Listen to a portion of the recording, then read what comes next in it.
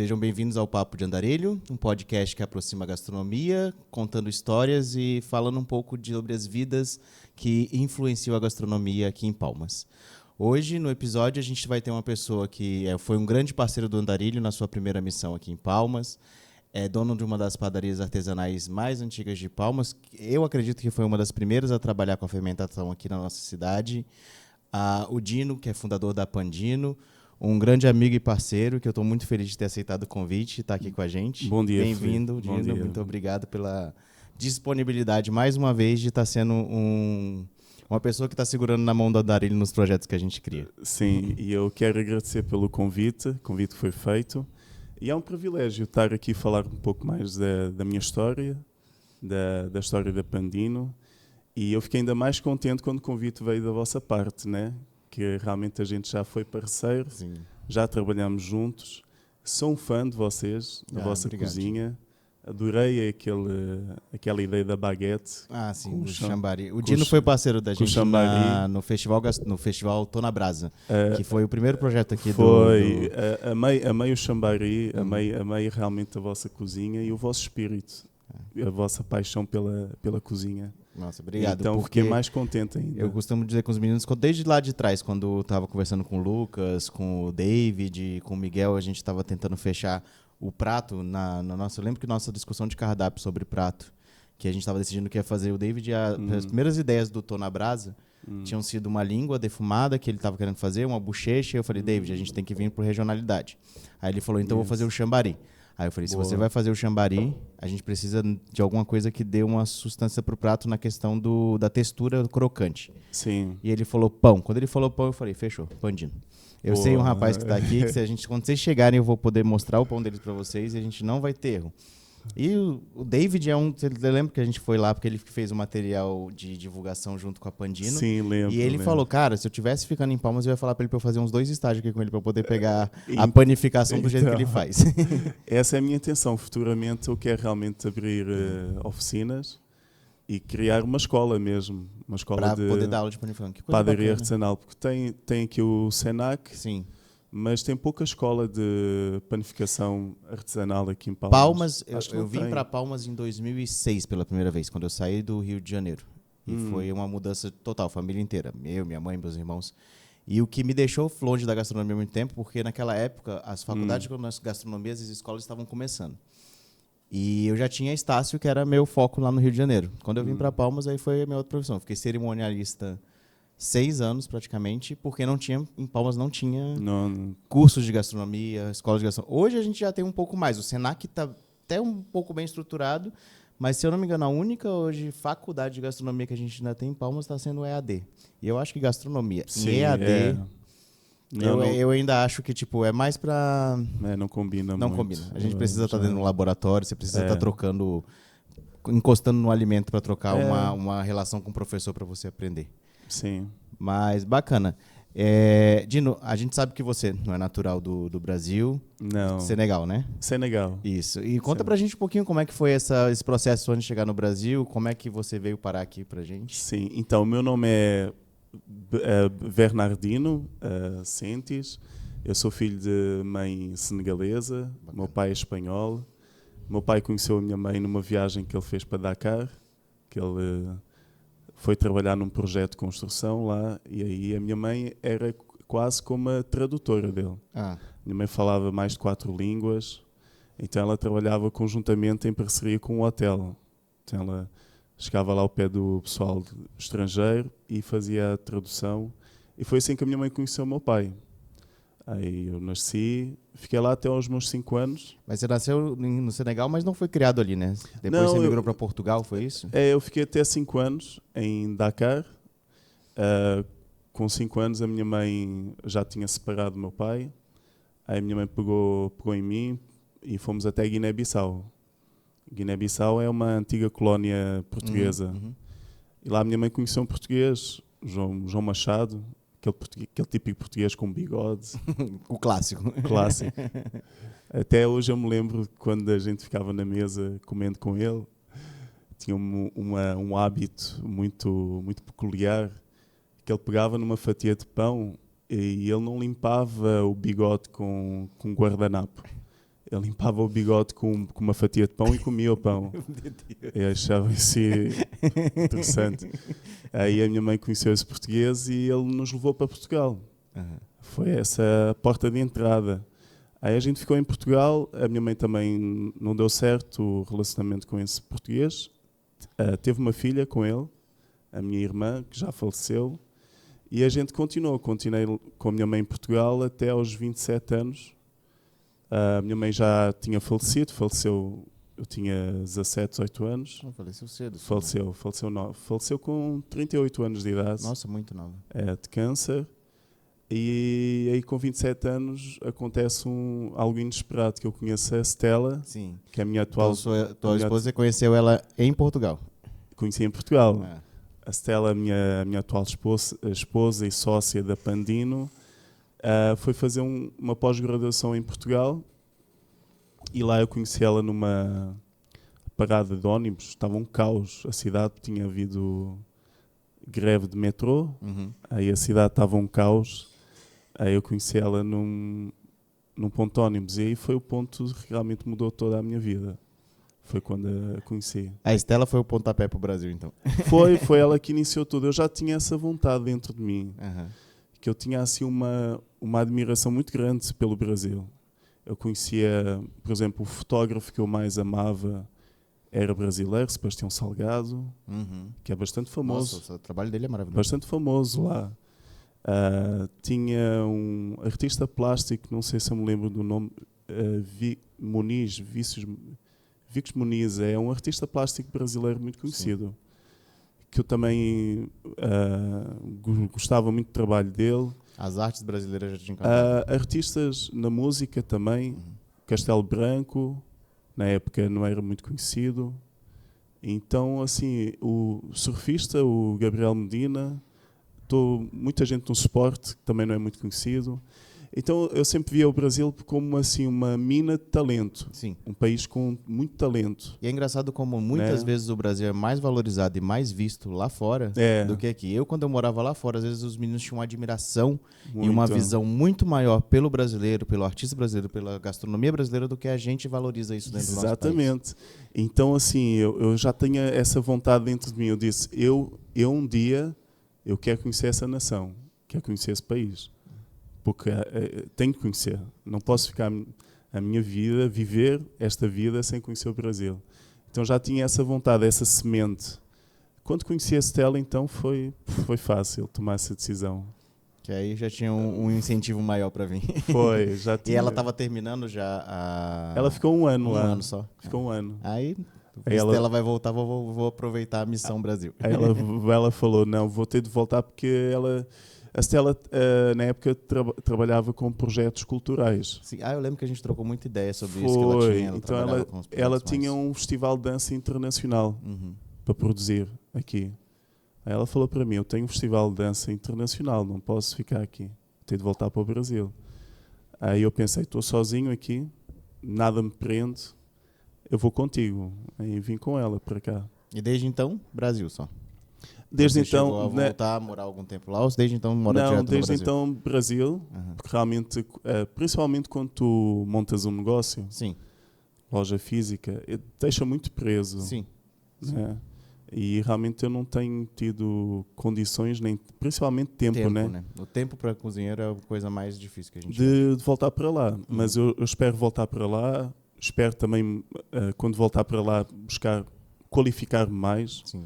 Fazer um curso, trabalhar numa padaria, 1 ano, 2 anos lá, padaria. Qualificar mais, aí qualificar a Pandino mesmo. Vai ficar pequena, vai ter que expandir ela, porque se precisa de mais qualificação, para a Pandino eu acho que já está com produtos muito excelentes. Se você trouxer mais qualificação, é fazer o que você está falando. Sim. Abrir esses cursos e começar a dar treinamento para essa galera aqui de Palmas. Esse é o meu sonho. Esse é o meu sonho. Realmente criar uma escola aqui em Palmas, uma escola de panificação artesanal, e futuramente, quem sabe, criar uma escola em Dakar, no Senegal também. Que bacana. É. E a panificação, Dino? Como é que ela entrou na sua vida? Qual é a sua primeira lembrança assim, de como o pão sendo transformado como uma paixão? Assim? Porque é legal, legal de ver o da Pandino, eu acho que isso a gente vê numa marca que é o que faz diferencial nela. É a sua paixão pela panificação. Isso faz toda a diferença no produto final. Faz.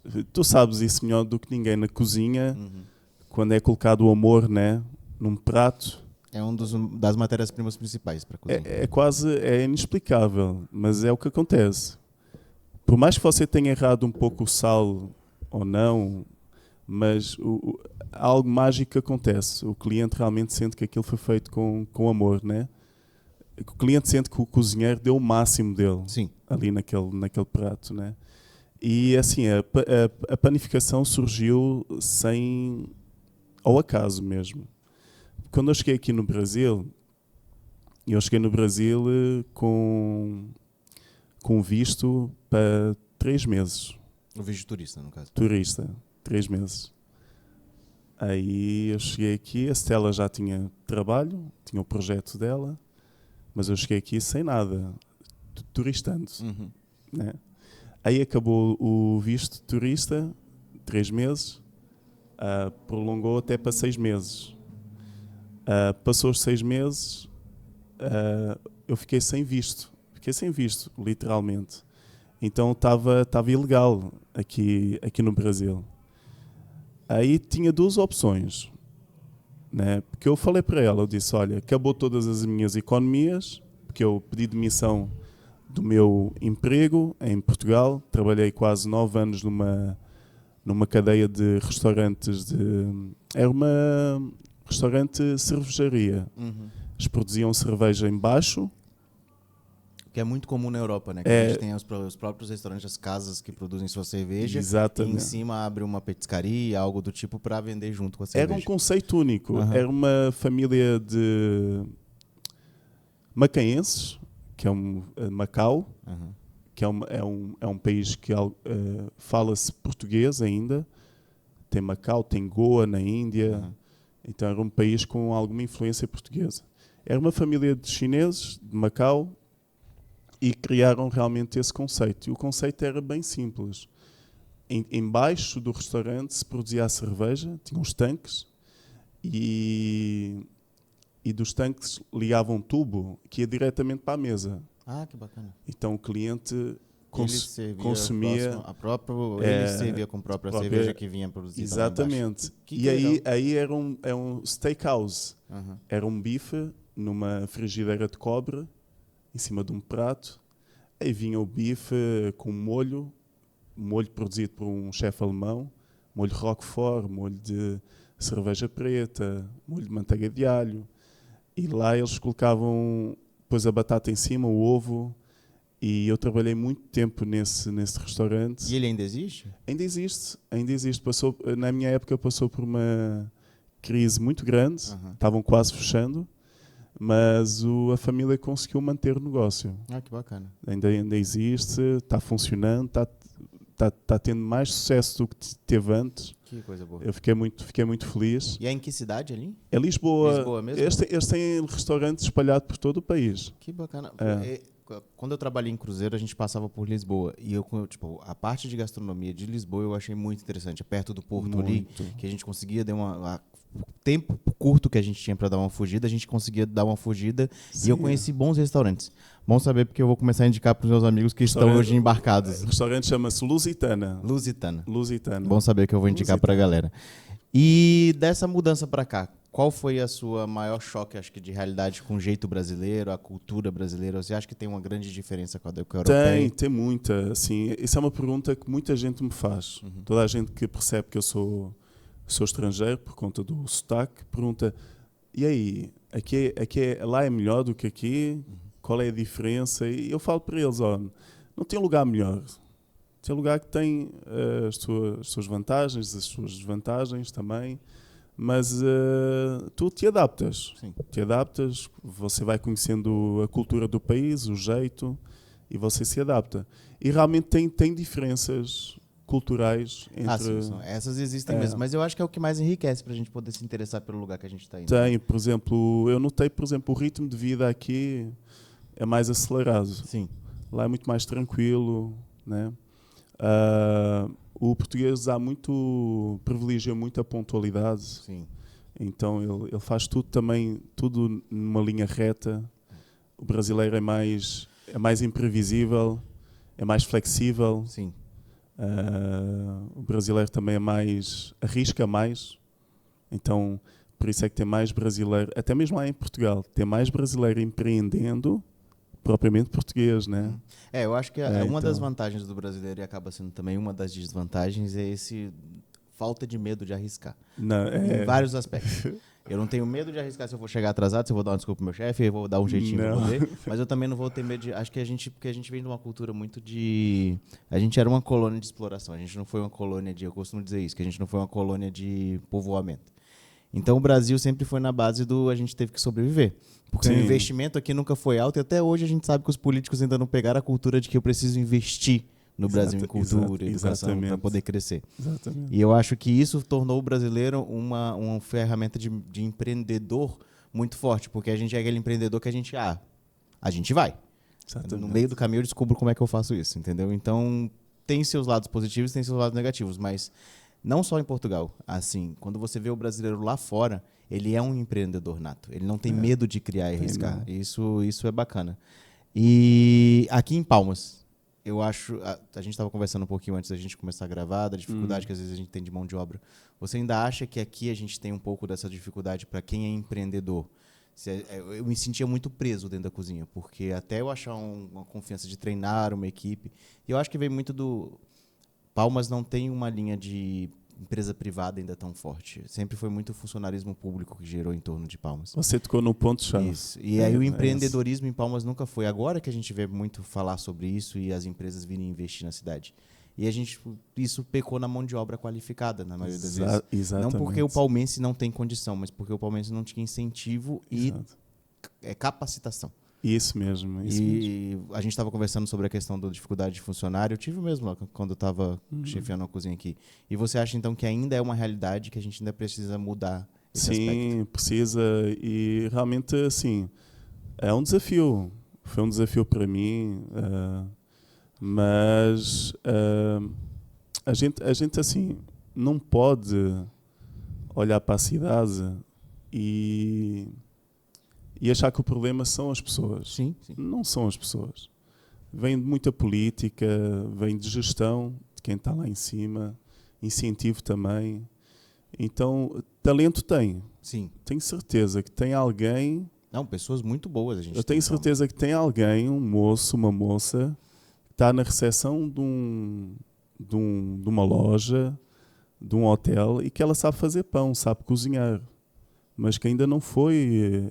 descoberto. Sim. E às vezes é o medo de investir. Talento. Eu tive um grande amigo, que eu brinco com ele até hoje, por causa desse brigo também, o Marcos. Ele, quando eu estava assumindo a chefia da Boa Massa, eu não tinha um sous-chefe. E a parte que eu entrei lá era exatamente para treinar um chefe para um dia sair. Então eu precisava de um sous-chefe. E aí o Marcos, ele é da área da comunicação, ele é servidor público concursado. E ele falou, eu tenho muita vontade, eu gosto da gastronomia. Mas existia muito estigma de vou largar um concurso público, vou sair da área pública. Ele ficou comigo 2 semanas e ele teria sido, eu sempre falo isso para ele, você se tivesse investido teria sido um chefe de cozinha excelente. Mas ele saiu, ficou comigo 2 semanas e saiu. Mas hoje é um grande profissional da área da comunicação também e tudo mais. Eu vejo que ele não consegue se afastar tanto da gastronomia. E eu sinto muito isso em Palmas. Pessoas que a gente sabe. Por isso que eu fico feliz quando eu vejo projetos igual o seu, de que eu quero trazer treinamento e capacitação para Palmas na minha área. Sim, porque a gente que tem um negócio, se a gente não investir também na área de educação e cultura para poder capacitar a população, isso dá retorno para a gente até com funcionário. Exato. Até com pessoas que são boas e que descobrem uma paixão por trabalhar e vêm para dentro do trabalho da gente. Não, é isso mesmo. Tem um amigo meu aqui em Brasil que ele falava uma coisa interessante. Ele fala que o concurso público é o único que fecha as portas da pobreza e da riqueza. Fica ali aquela vida estável, né? Então, ele gera uma acomodação. Acomodação. Então, Palmas é feito a maior parte do funcionalismo público. Então, foi o que tu disseste. Eu acho que o ponto importante que tu tocaste foi esse. Existe pouco... o setor privado aqui em Palmas é pequeno ainda. Sim. Tem pouca indústria. Né? A gente está mudando essa realidade, mas eu acho que em passos muito curtos ainda. Sim. E voltando ao início, né? Quando a panificação, como é que surgiu aqui comigo? Eu não sabia fazer pão quando eu cheguei aqui no Brasil. Eu amava pão, tinha uma paixão por pão, como todo europeu tem. O pão tem que estar no centro da mesa, sim, na casa de um europeu. A gente consome pão de manhã, ao almoço, acompanhando o almoço. Come pão no lanche, come pão à noite e come pão no finalzinho da noite, na ceia. Então o europeu tem o pão é um elemento que está constantemente presente na casa de uma família na Europa, em Portugal. E eu tinha essa paixão, eu amava pão. Quando eu cheguei aqui, eu não queria viver, né, às custas, dar mais trabalho para as pessoas. Uhum. Eu disse, olha, falei para a Stella, eu vou fazer alguma coisa aqui em casa, fazer um lanche e vou vender na rua. Porque ela falava que podia, eu fiquei até surpreendido. Pode mesmo, a gente pode fazer um lanchinho aqui, pôr numa folha de alumínio, pôr numa caixa de isopor e vender na rua. Pode, a polícia... É muito comum. A polícia não te incomoda, ninguém te vai incomodar e é muito comum as pessoas virem até a ti mesmo, perguntando o que é que tu estás vendendo aí na caixa. Eu fiquei impressionado, eu disse, meu Deus, mas que país é esse, né? Muito bem, fácil de começar. Não é difícil de começar. Já em Portugal é muito difícil de começar. Tem toda uma regra, a vigilância é muito mais exigente, tem a taxa que a gente tem de pagar. Se a polícia te vê com uma caixa de isopor na rua, vendendo alguma coisa em Portugal, você é abordado logo. Não. A polícia te aborda. Aqui não. Então comecei fazendo um sanduíche de pão sírio. Fazia o pão na chapa, pão fino, né? Aí eu fazia um sanduíche de frango, fazia com um sanduíche mais natural, embrulhava numa folha de alumínio e ia até nos órgãos públicos e vendia. E foi assim que eu comecei. E sabe que foi o meu primeiro contato com a Pandino, foi exatamente assim. Foi através desses lanches. Porque eu lembro que minha mãe trabalha na Defensoria Pública. E a doutora Maurina foi quem apresentou o seu trabalho para minha mãe. Foi mesmo. Falou, não, tem um rapaz. Minha mãe falou, eu falei com ela, eu vou estar gravando com o Dino no podcast, porque ela também é apaixonada. Ela fala, já me deu vontade que eu vou no final de semana pegar uns croissants, então. Só de você ter falado o nome do Dino de novo. Foi ela falou, e tem tempo, né, Felipe, que a gente acompanha o trabalho. Eu falei, tem, porque ela falou, eu lembro quando eu comprava castanhas e os pães e os sanduíches com ele lá na Defensoria, porque a doutora Maurina me apresentou o trabalho. Sim. E a gente fica muito feliz de ver a Pandino do tamanho que ela já está crescendo hoje, só se expandindo, e você com seus projetos. Sim. Porque é muito legal. E em Palmas, eu acho que tem muito essa raiz de que grandes negócios em Palmas começaram assim. De pessoas que pegaram uma caixinha e foram vendendo dentro dos órgãos públicos, das lojas. A Adriana Bombons começou assim, se eu não me engano, a Amanda Brigadeiria começou assim, você começou assim. Eu vejo muita gente que começa nessa pegada. O rapaz do Dog Roma começou assim. Começou assim. A cultura brasileira. Eu tenho que fazer... Os espetinhos em Palmas são todos assim. A cada esquina que você passa tem uma churrasqueirinha. E aos poucos você vai vendo aquela churrasqueira virar uma tenda, aquela tenda virar uma lojinha e daqui a pouco um restaurante. Então, é o que eu falo para as pessoas. Se eu algum dia me fosse tornar um empreendedor, teria de ser no Brasil. Porque o Brasil é assim. O brasileiro, ele trabalha com aquilo que tem. Sim. Ele, quando começa empreendendo, ele não está preocupado, tem que ter isto, aquilo. Ele trabalha com aquilo que tem. Sim. E ele faz acontecer com aquilo que tem. Uhum. E isso foi algo que eu aprendi muito com a cultura aqui no Brasil. Com o brasileiro foi, não adies aquilo que você pode fazer hoje. Então faz com aquilo que tu tens. E eu, assim, foi uma das maiores aprendizado, né, que eu tive aqui no Brasil, foi esse. E realmente foi isso que aconteceu. Eu saía de casa, ia vender o lanche. E assim, quando eu falo que a panificação surgiu do acaso, surgiu mesmo. Uhum. Eu lembro que um dia eu estava sentado na escadaria da Praça do Girassol e eu estava um bocadinho desanimado porque eu estava tendo muita perda de sanduíche. Porque eu fazia sanduíche num dia e eu não ia conseguir vender no dia seguinte. Aí eu estava um pouco desanimado nesse dia de repente passou um senhorzinho, que é o senhor Assis, e começou falando comigo, perguntando o que é que eu tinha. Aí eu fui contando toda a minha história, toda a minha vida, e até que eu terminei fui contando, olha, eu tenho aqui esse sanduíche, não vou conseguir vender mais, eu preciso pagar a conta, preciso ajudar a minha esposa, e eu estou pensando em voltar para Portugal. Aí ele falou, não, porque é que tu não fazes pão? Ele falou desse jeito, porque é que tu não fazes pão? Eu disse, mas eu não sei fazer pão. Eu sei comer, eu gosto de pão. Sou um amante de comer pão. De fazer pão, não. Ele falou, não, eu vou na tua casa, vamos combinar, eu vou na tua casa, eu vou te ensinar a fazer pão. E foi aí que tudo começou. Ele me ensinou, ele me ensinou a fazer um pão de forma integral de uva passa. Até me lembro até hoje de uva passa. Ele fez, estava delicioso. Aí ele disse, agora tu fazes o teu. Faz o teu. Aí eu fiz, estava horrível, ficou pesado, ninguém quis comer o pão. Aí eu tinha tudo para ficar desanimado. Não tenho jeito para isso. Mas eu acho que o legal é disso, porque a panificação... Eu sou um grande amante da panificação. Eu falo que a panificação é um dos hobbies meus dentro da cozinha. Eu gosto da fermentação natural, eu gosto da alimentação do fermento, eu gosto do cheiro do fermento, quando ele tá, do cheiro do pão quando ele está crescendo. Agora, ser bem sincero, eu acho que é quase um ofício que é uma vocação, você trabalhar com a panificação. Porque da cozinha você realmente é uma área de dedicação muito... Eu lembro quando eu fiz estágio com a Moema. A Moema é uma padeira lá de Goiânia. Ela tinha dona padeira. E eu fiz um estágio para a gente fazer os pães do Festival Gastronômico. Por isso que eu falo que é quase um ofício de vocação a padaria. Eu lembro que a Moema ela dormia do lado do forno para acompanhar a fermentação natural dela. Pois é. Porque a gente montava umas cozinhas de campana para produzir os pães. E ela, não pode ir, eu vou ficar aqui. E ela dormia do lado do forno para acompanhar o assar, a panificação. Não, esse pão precisa entrar no forno às 2 da manhã, pela hora que a gente produziu ele, porque senão ele vai passar ponto de fermentação.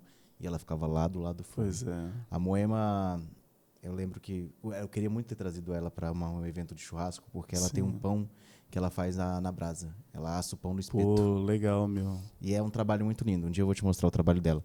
E eu vejo, tipo, das poucas áreas que a gente vê grande paixão, que eu digo na gastronomia, é a panificação.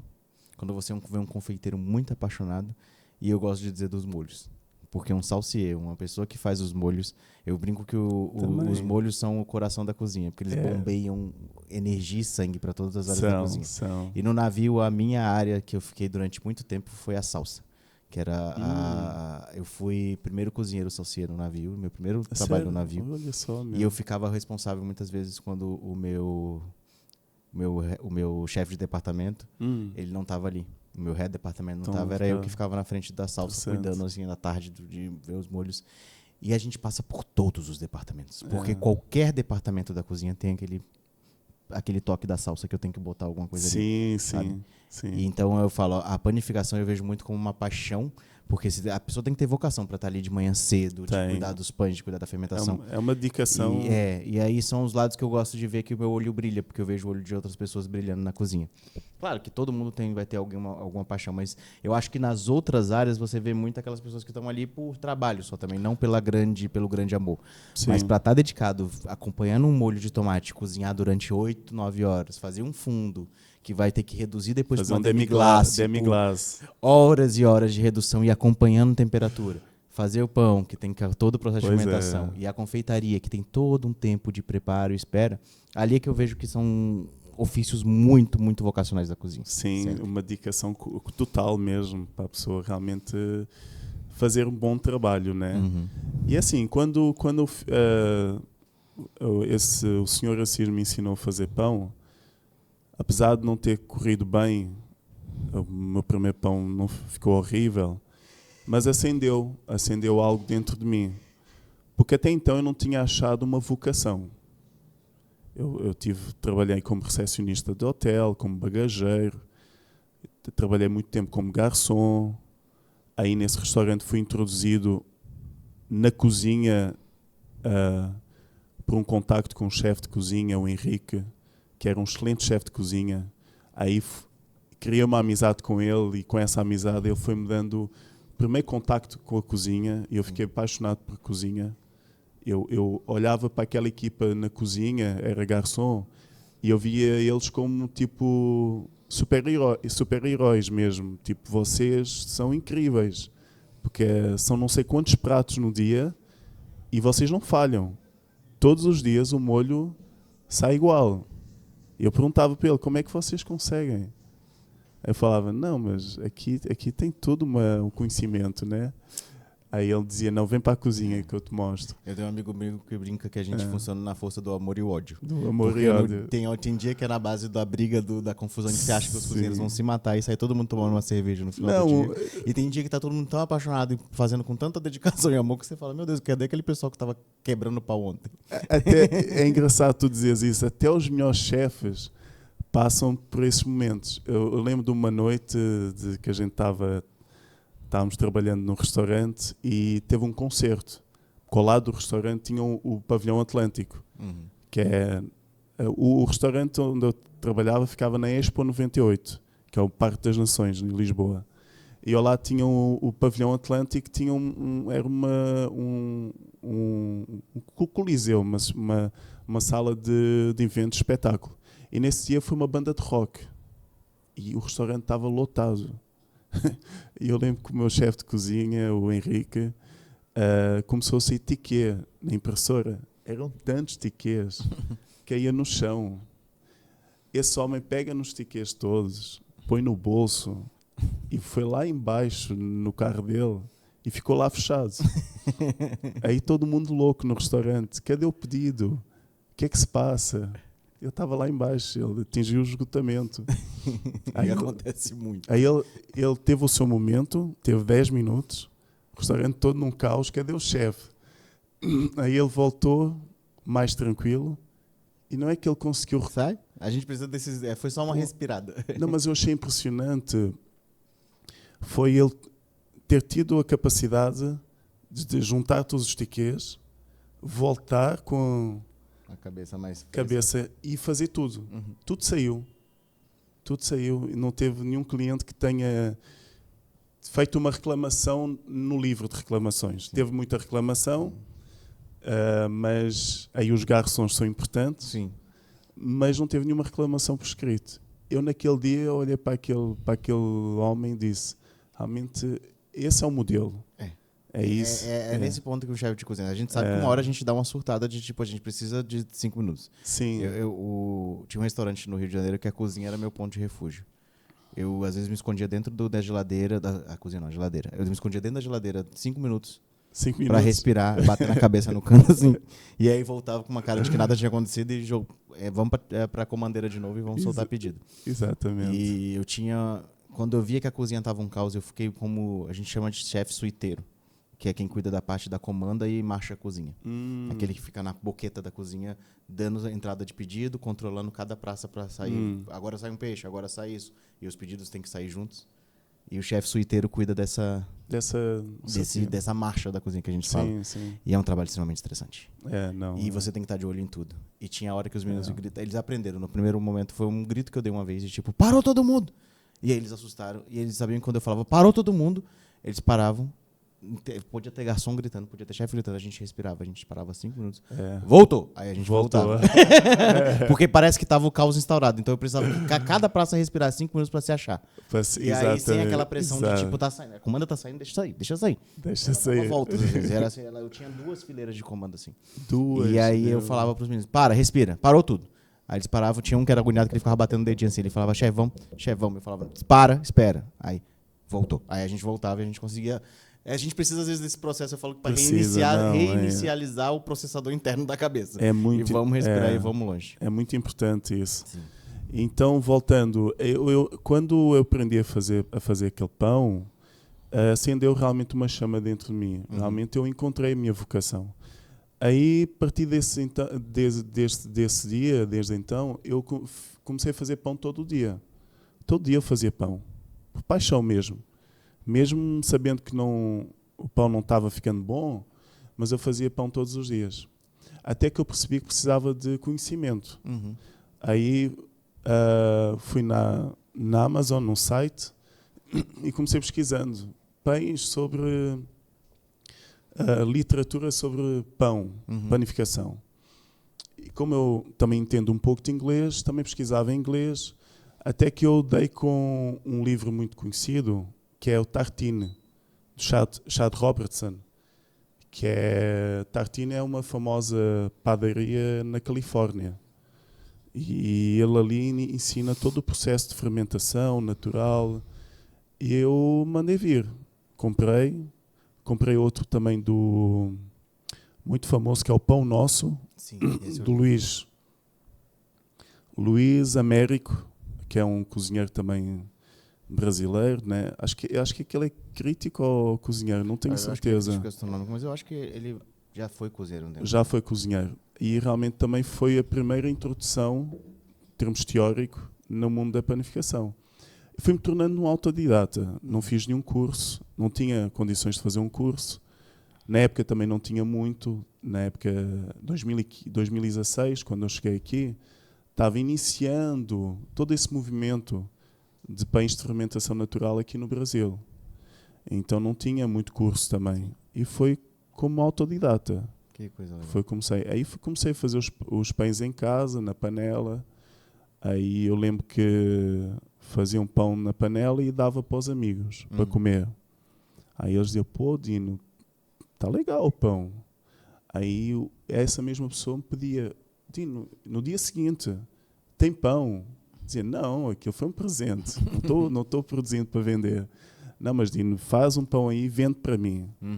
Aí comecei a ver que tinha procura. Tinha gente interessada.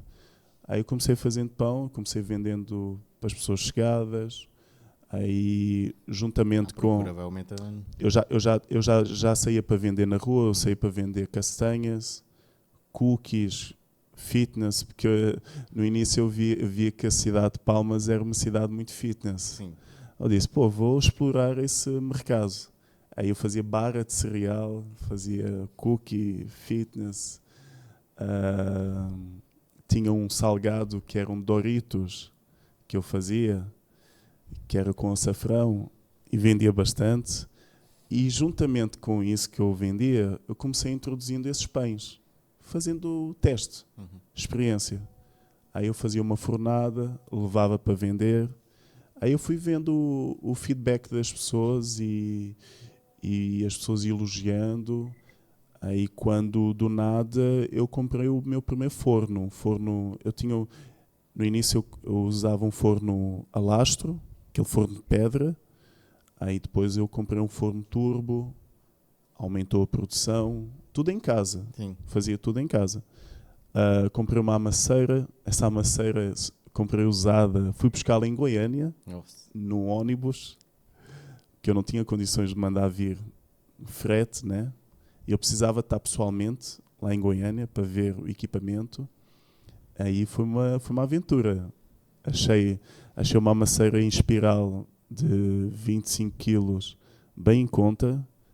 Falei com um homem daqui, aí eu disse, eu vou lá pessoalmente.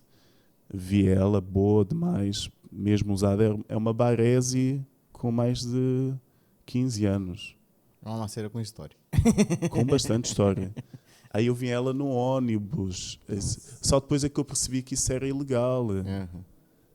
O homem, assim, eu simplesmente eu falei para o motorista, tem um amigo meu, que eu tenho lá um amigo em Goiânia, que está vindo com uma carretinha, com uma maceira.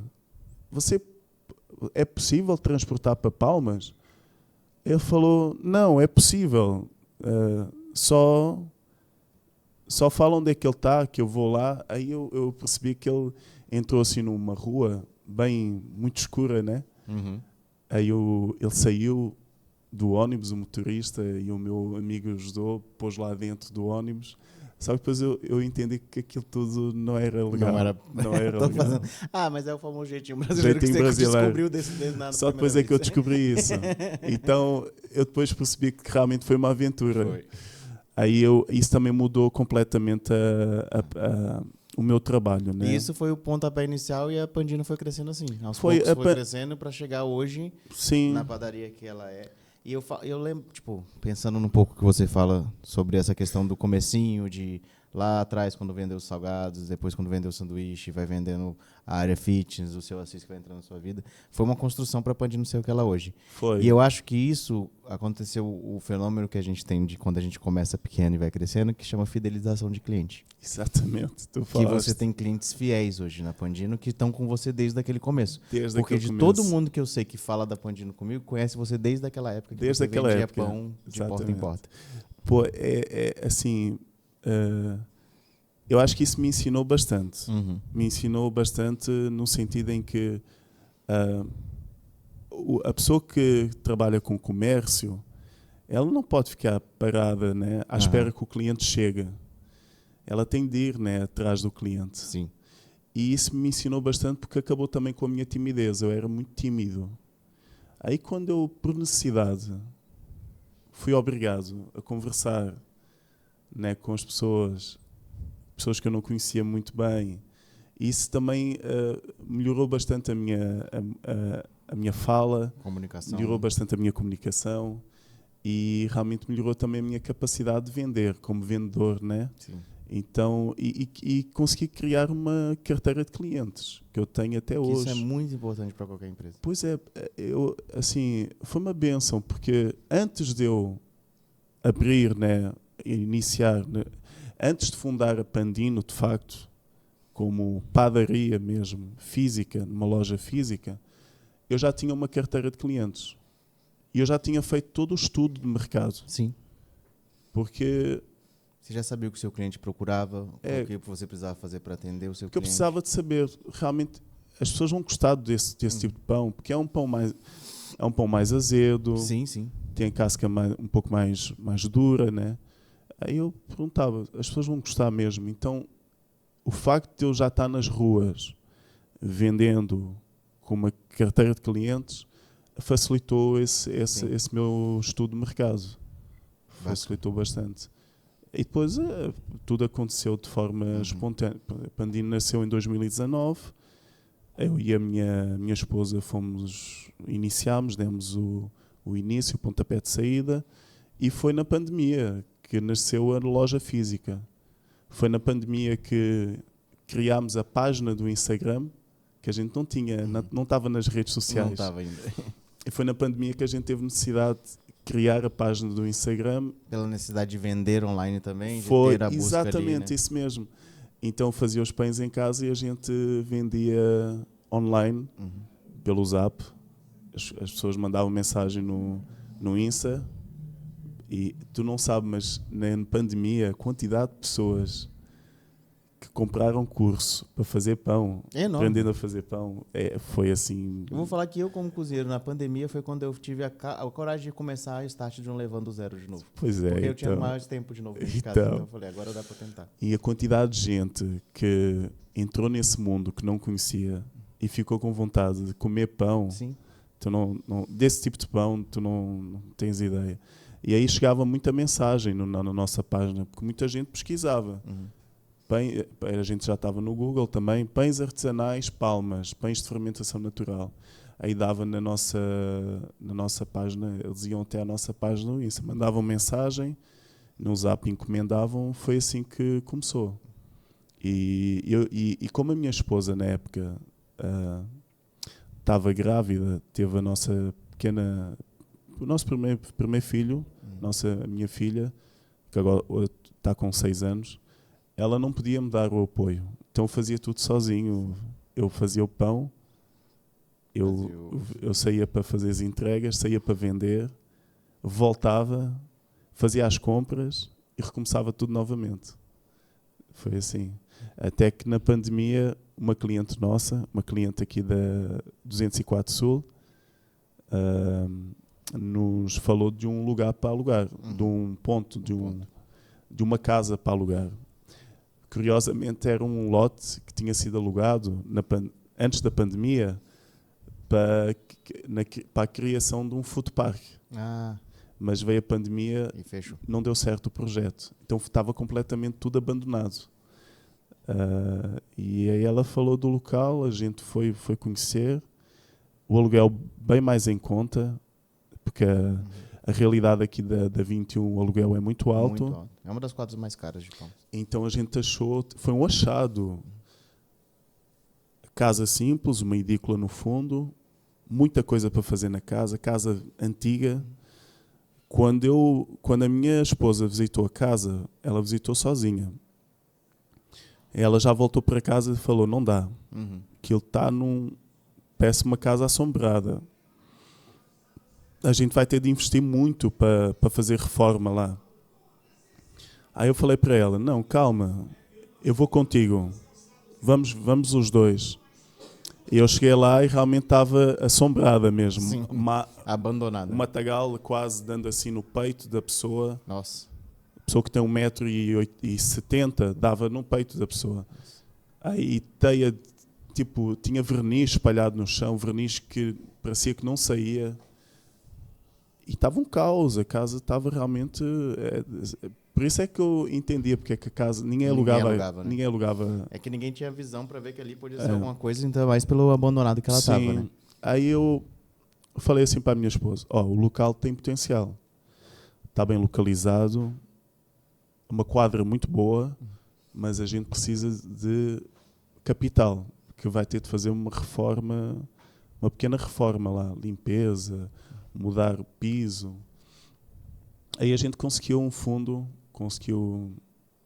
foi uma benção, conseguimos um fundo, um capital no fundo fomento do Estado. Do Estado, sim. A agência de fomento. Eu lembro que a gente conseguiu uns 18 mil.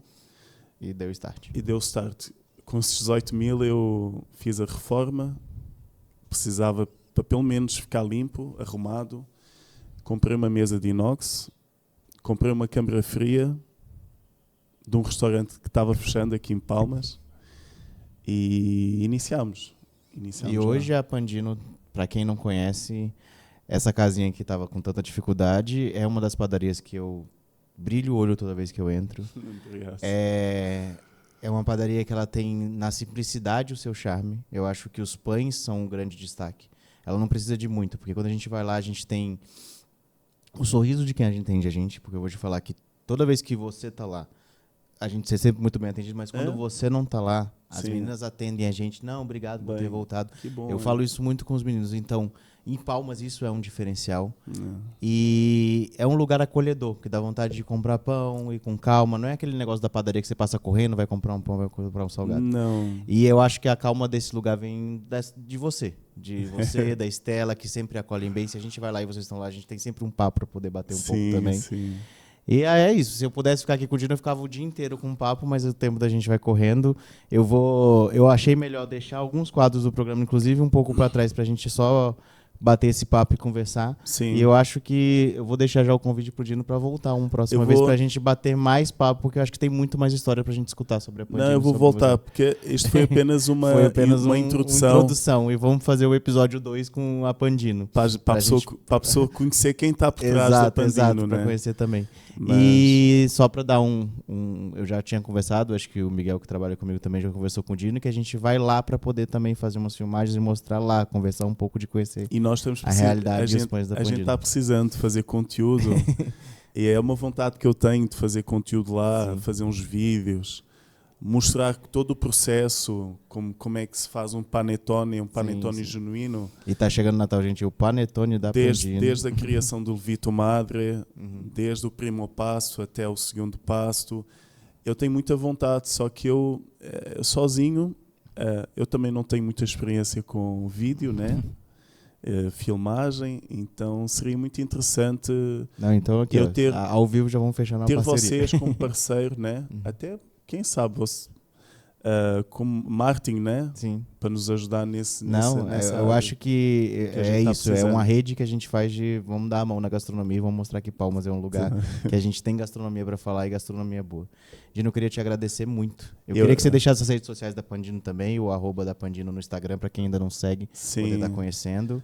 Sigam a gente na página Pandino Padaria Artesanal no Insta e a gente só está no Insta, estamos no Facebook também. A gente vai deixar depois todas as redes sociais da Pandino. Sigam a gente no Insta e lá vocês podem realmente ver o nosso trabalho e encomendar também, fazer e não o siga pedido. só no Insta, vá lá pessoalmente e conhecer a Pandino. Vão lá pessoalmente. Principalmente no domingo de manhã eu vou pegar um croissant maravilhoso, Pois saindo é, fresquinho. E um pão muito bom para poder estar...